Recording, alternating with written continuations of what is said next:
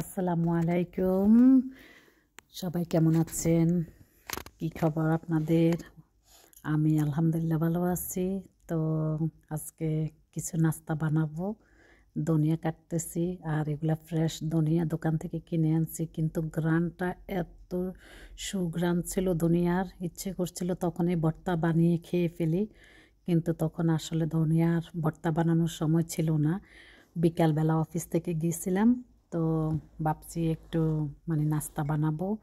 তো নাস্তা বানাচ্ছি, এখন সাথেই থাকুন দেখার জন্য কি নাস্তা বানাচ্ছি। এটা কিন্তু আমরা সবাই মোটামুটি পছন্দ করি, একদম বানাতেও অনেক সহজ। তো এখন নাম বলছি না, দেখতে থাকুন আপনারা।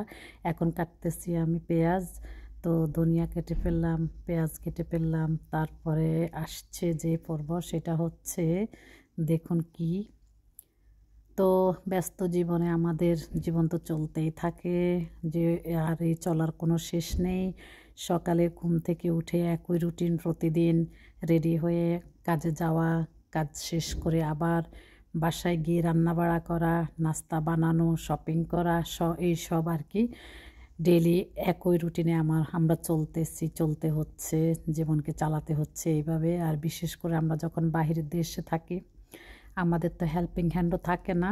তারপরে মোটামুটি আলহামদুলিল্লাহ ছেলেরা নিজেরা যা পারে করে ফেলে।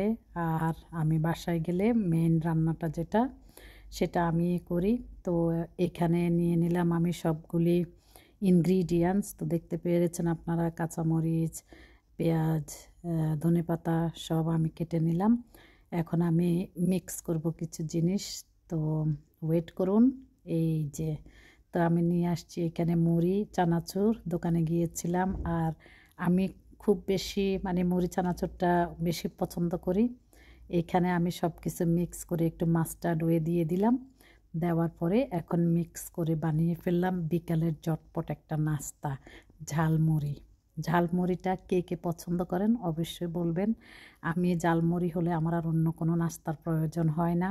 আর এটা যত বেশি দিবেন, দেখেন আমি বড় বাটিতে কিন্তু মিক্স করেছি, সেই জন্য বাটির মধ্যেই আমি বসে গেছি। তো আমাকে যা দিবেন আমি তাই খেতে পারবো, ঝালমুড়িতে আমার কোনো বাধা বিঘ্নতা নেই। এই যে, তো মিক্স করে ফেললাম। তো বলতেছিলাম, এই ঝালমুড়ি খাওয়ার শেষে চলে যাব রান্নাঘরে রান্না করতে। তো চাও বানালাম, চা খেলাম এটার সাথে, ঝালমুড়ির সাথে। এই যে দেখাচ্ছি আপনাদেরকে মাস্টার্ড অয়েল। এই মাস্টার্ড অয়েলের ঘ্রাণ কিন্তু অনেক স্ট্রং এবং অনেক সুস্বাদু। এই মাস্টার্ড অয়েল দিয়ে যে কোনো জিনিস বানান না কেন, ভর্তা হইতে যে কোনো জিনিস, সব কিছুর মধ্যে